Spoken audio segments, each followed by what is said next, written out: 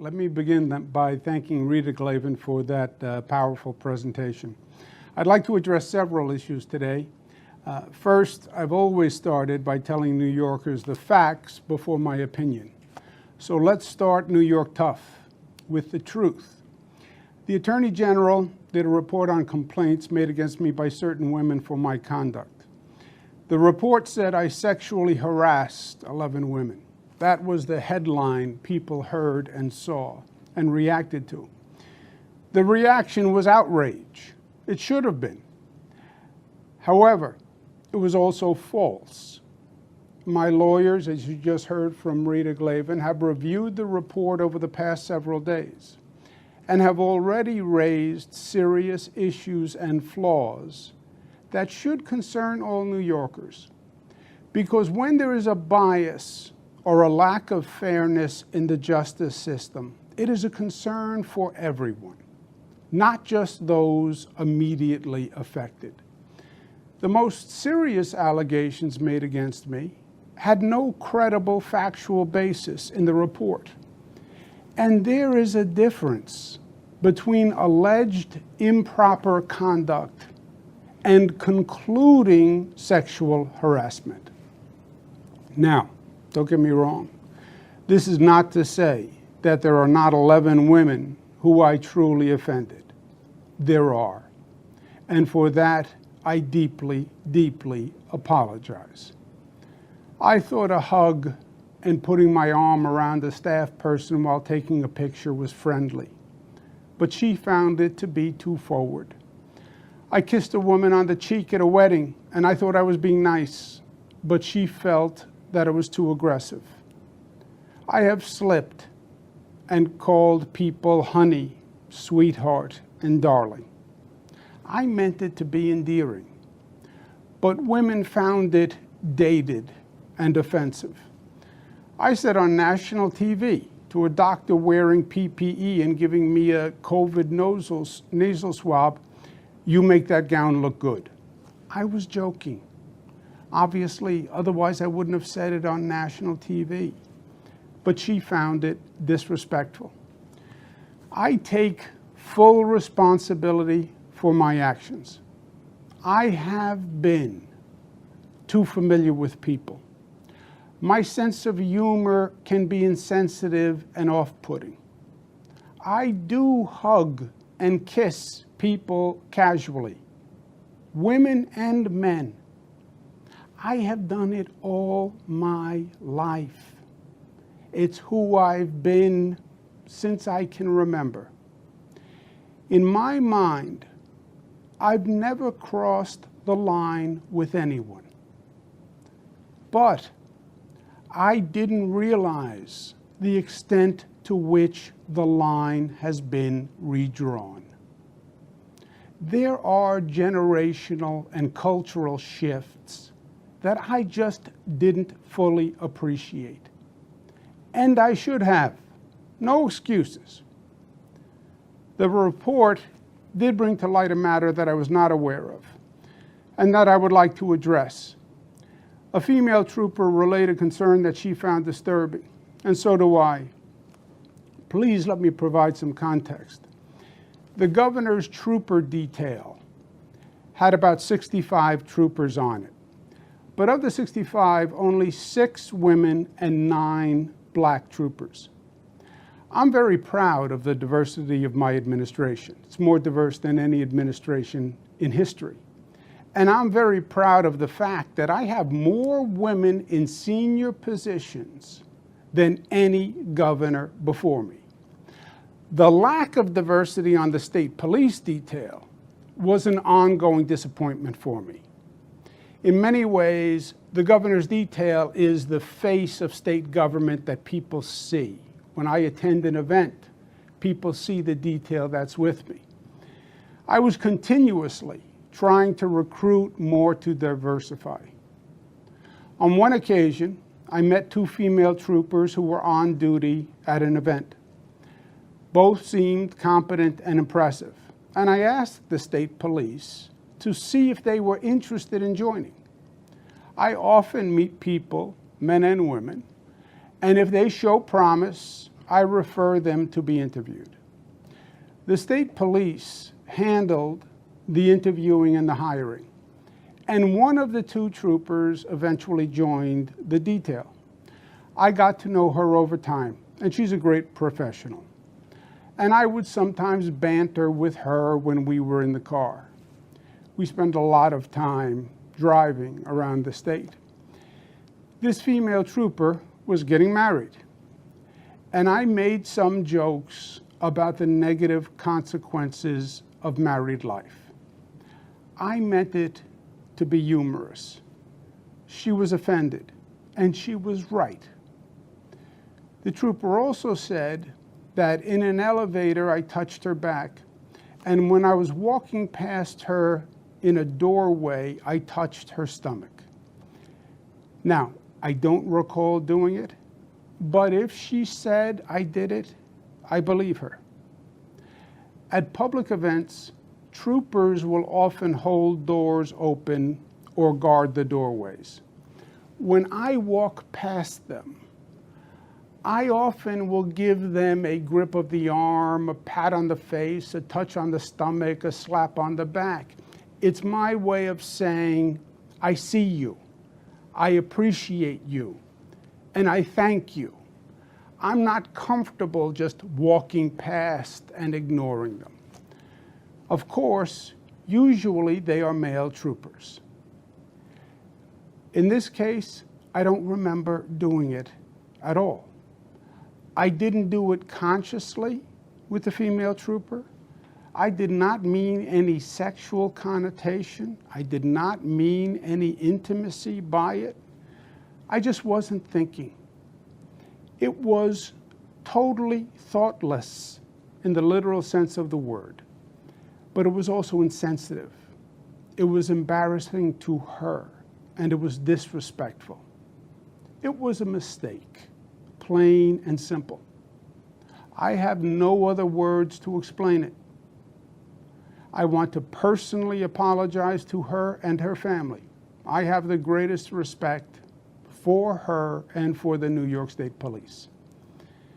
Now, obviously in a highly political matter like this, there are many agendas and there are many motivations at play. If anyone thought otherwise, they would be naive, and New Yorkers are not naive. But I want to thank the women who came forward with sincere complaints. It's not easy to step forward, but you did an important service. And you taught me, and you taught others an important lesson. Personal boundaries must be expanded and must be protected. I accept full responsibility. Part of being New York tough is being New York smart. New York smart tells us that this situation and moment are not about the facts. It's not about the truth. It's not about thoughtful analysis. It's not about how do we make the system better. This is about politics. And our political system today is too often driven by the extremes. Rashness has replaced reasonableness. Loudness has replaced soundness. Twitter has become the public square for policy debate. There is an intelligent discussion to be had on gender-based actions, on generational and cultural behavioral differences, on setting higher standards, and finding reasonable resolutions. But the political environment is too hot, and it is too reactionary for that now. And it is unfortunate. Now, you know me. I'm a New Yorker, born and bred. I am a fighter. And my instinct is to fight through this controversy because I truly believe it is politically motivated. I believe it is unfair and it is untruthful. And I believe it demonizes behavior that is unsustainable for society. If I could communicate the facts through the frenzy, New Yorkers would understand. I believe that. But when I took my oath as governor, then it changed.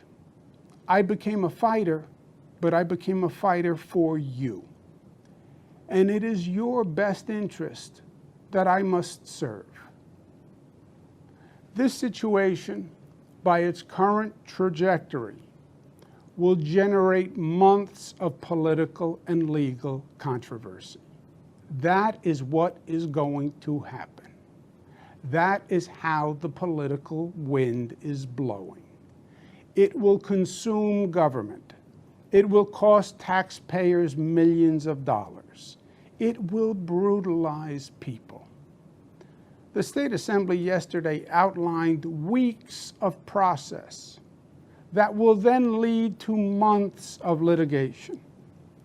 Time and money that government should spend managing COVID, guarding against the Delta variant, reopening upstate, fighting gun violence, and saving New York City.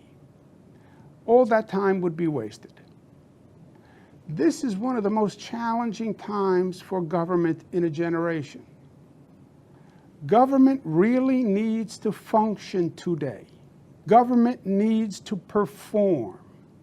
It is a matter of life and death, government operations. And wasting energy on distractions is the last thing that state government should be doing. And I cannot be the cause of that. New York tough means New York loving. And I love New York. And I love you. And everything I have ever done has been motivated by that love. And I would never want to be unhelpful in any way.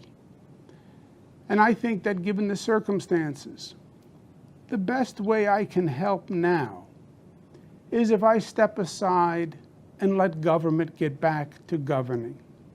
And therefore, that's what I'll do, because I work for you.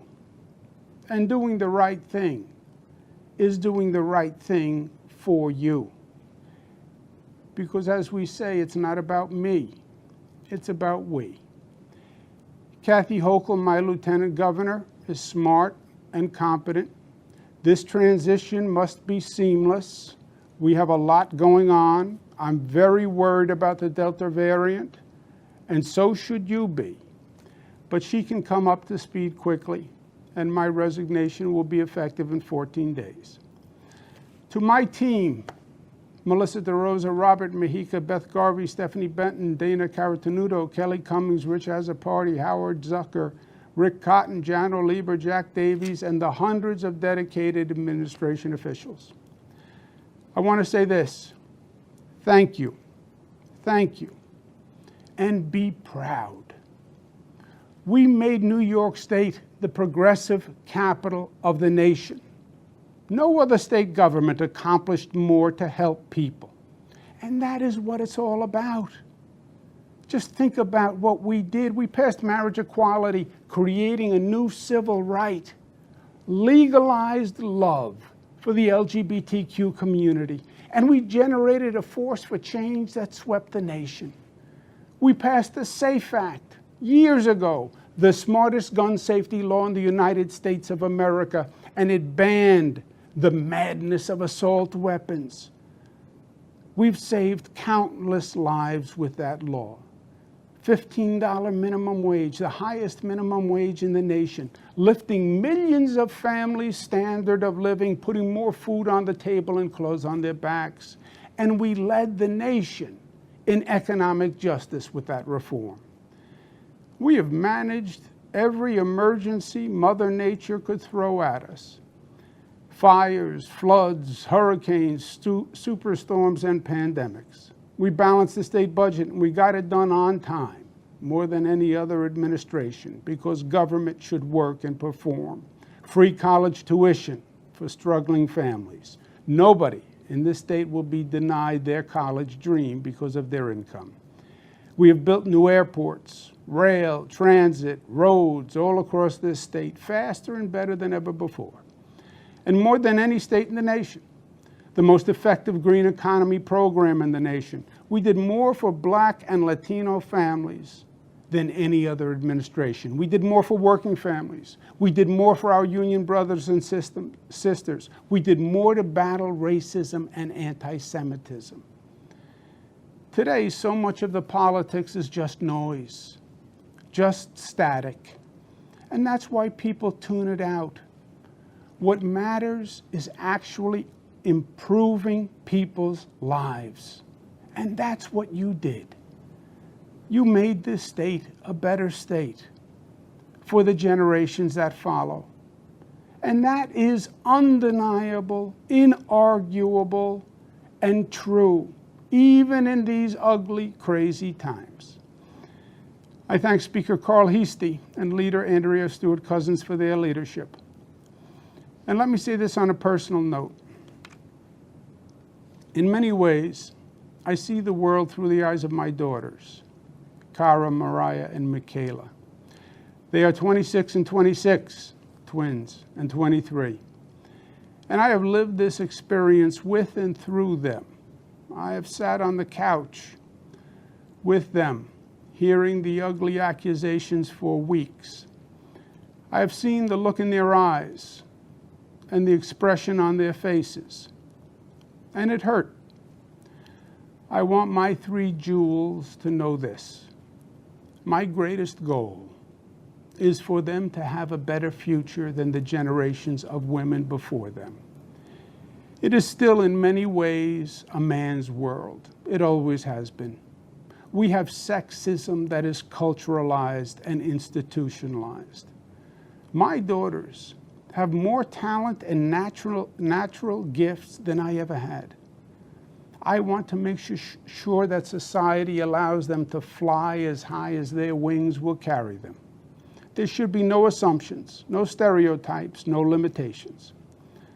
I want them to know from the bottom of my heart that I never did and I never would intentionally disrespect a woman or treat any woman differently than I would want them treated.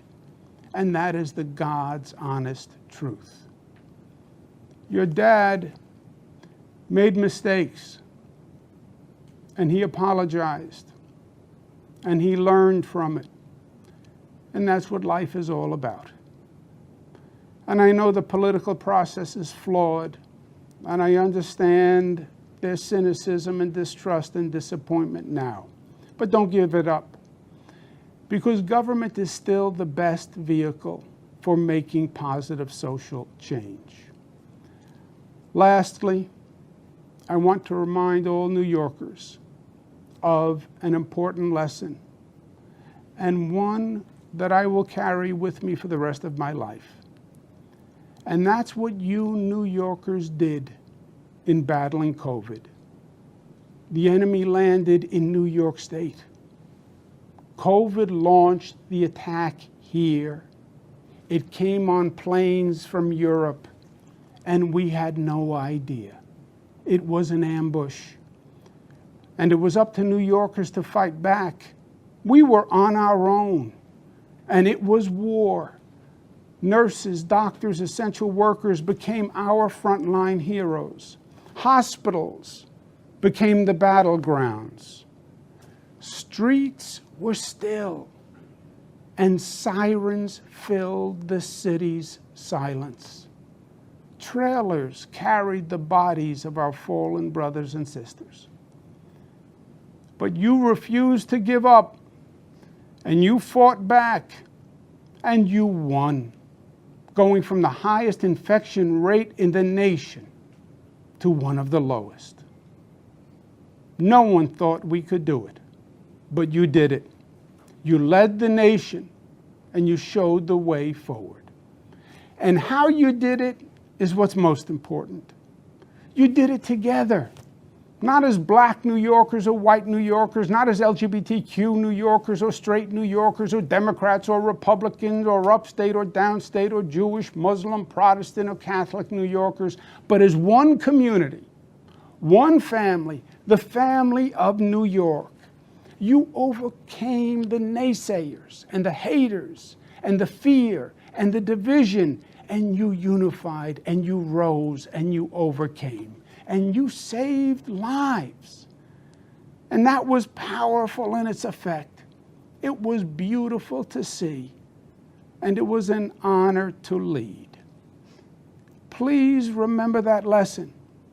Hold it dear and hold it up high for this nation to see, because it is New York State at her finest, creating her legacy, fulfilling her destiny, giving life and animation to the lady in the harbor, saying, Excelsior, we can be better, we can reach higher, and proclaiming E pluribus unum, out of many one, unity, community, love.